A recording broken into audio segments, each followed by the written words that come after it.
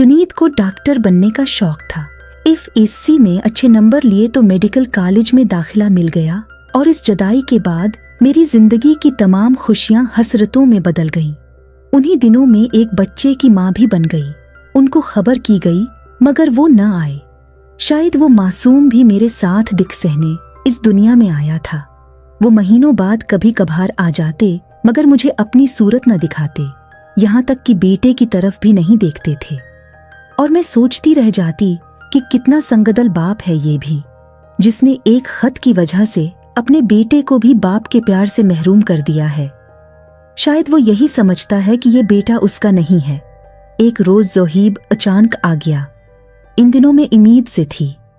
इसने एक तंजिया नजर मुझ पर डाली और मुस्कुरा कर बोला, हमारे साथ तुमने नाइंसाफी की और दूसरों को झोली भर भर खुशियां बांट रही हो। उसका हिसाब तो होना ही चाहिए। तुमने मेरा दिल वीरान किया है, मेरी खुशियां लौटी हैं। अब अपनी बेवफाई का मजा भी चुखों में खौफजदा हो गई।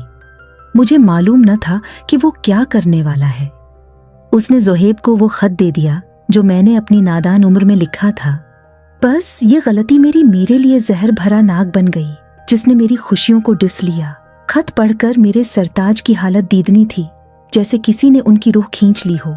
फिर वो एकदम बदल गए और मुझसे मुतनफिर हो गए।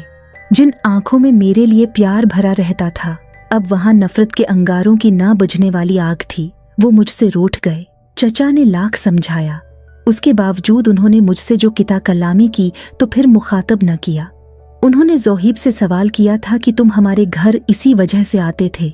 हाँ, मैं महज मनाहिल की वजह से तुम्हारे घर आता था, क्योंकि उसने मेरा चीन वस्कून छीन लिया था। शादी के वक्त तुम तो छोटे से लड़के थे, तभी ये मुझे खुद घर बुलाती थी और मुझसे मिलती थी। मैं रोती रही, मगर मेरे शौहर ने मेरी पाक दामनी और बेगुनाही का यकीन न किया। उनके लिए यही सबूत काफी था कि खत में मैंने ज़ोहेब से इजहार मोहब्बत करते हुए लिखा था कि मैं अपने मनगीत्र से शादी नहीं करना चाहती। मेरा उसका कोई जोड़ नहीं। हालांकि ये नादान उम्र की बातें थीं, मगर अब तीर कमान से निकल चुका था।